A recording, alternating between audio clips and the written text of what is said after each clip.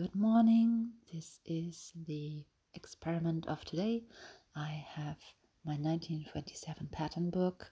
I have everything that I need here, and today we are going for a 1927 bra, particularly this model. If you look from this book, there are several models in several types of laces, something we don't have anymore. It's really historic. This one is for stout figures, almost like a corset. This one has interesting closures in the back, and it has the pattern on this large pattern sheet, already something that we are used to today. And you go by the numbers to look for your pattern. I think I saw it there. I've extracted this with some paper that I can see through, so not to damage the historic book. And this is the back side. If you look at the right side of this, it says you should cut it on the fold.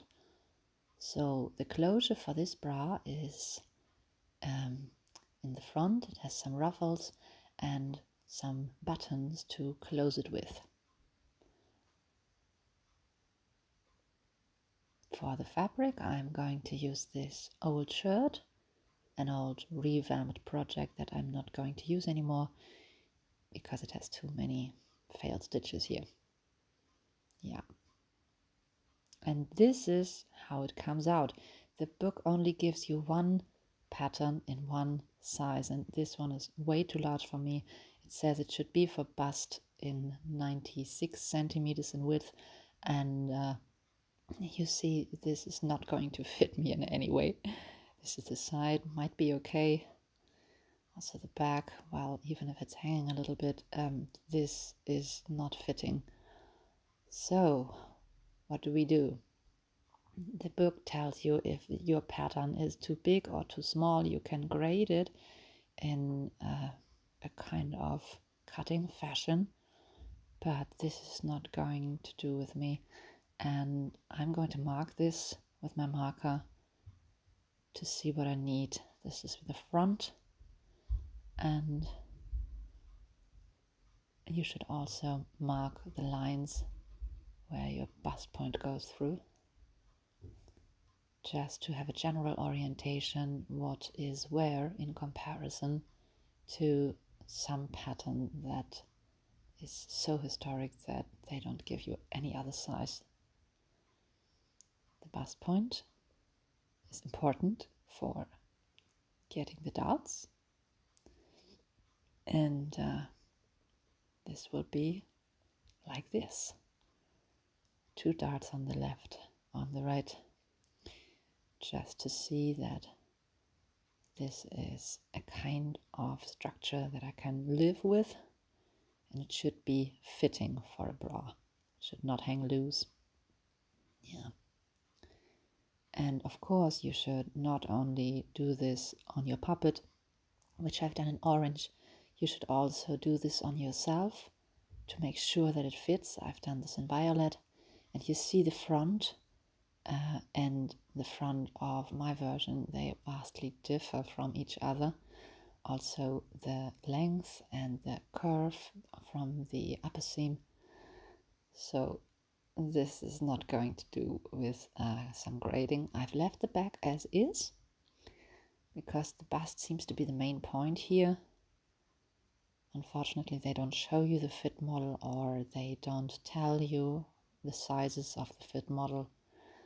And of course, they only give you half the pattern. This is what it looks like stretched out. And I have done some darts here. I've pinned them down. You can see a little bit of shaping already. And this is just very rudimentary and not the finished product. Very, very useful that you do a mock-up for this thing. Also the side seam, I've marked where all of this should go. And so I can take this and make a real paper pattern in the corrected version from it. And this is what it looks like. And I discovered I need 2 darts, one from the upper and one from the bottom side. And since I have cut this out, I can play with it a little bit, and I can measure the upper dart. See, this is 4 centimeters. And I can add this width to the bottom dart and see what I need. 2 centimeters on each side probably, but we are going to do this the elegant way and pivot this. And you can do this with all of those darts. Pivot it around the bust point, eliminate the upper dart like this, and the bottom dart will open and you get a new pattern with just 1 dart. You see that this dart is not stitched, but it will be gathered, and the bust point also gives you some kind of bust line. And yeah, so this is the general thing.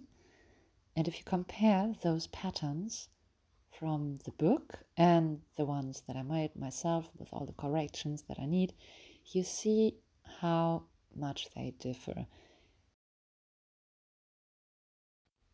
In the instructions, it says, or rather shows, that you need a specific kind of gathering with a rubber band, like a tunnel, but with buttons as stoppers. And they only give you this, and I've tried this out in my fashion fabric cotton. This is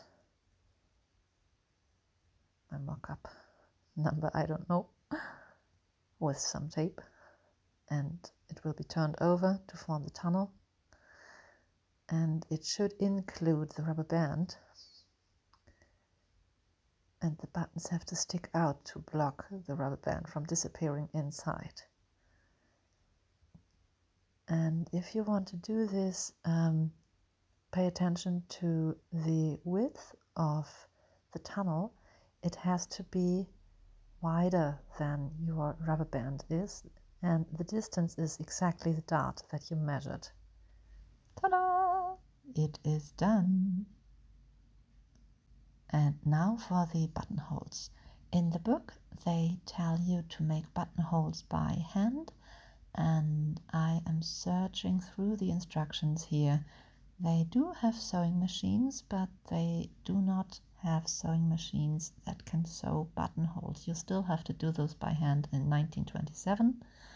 Going on to the next page, you only see how to make bias strips.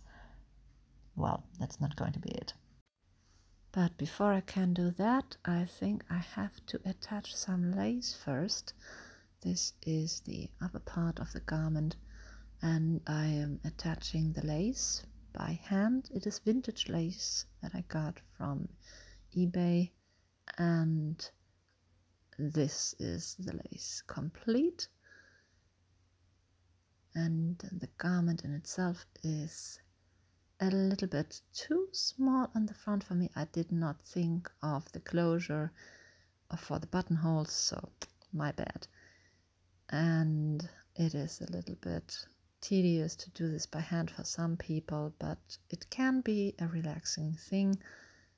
And if you want to do this by hand, you should have the right needle, and this one is fitting for the cloth that I'm using. It is not too short, not too strong, should easily go through the fabric that you are using, whether it be silk or cotton or whatever you have chosen. Linen is possible as well. And if you are threading the needle, it is possible to use some help. I'm doing this by eye, and with some expertise you can do this too, but don't be ashamed to do what you need to do this, whether it be bigger glasses or lenses or just a threader. And of course, nice scissors.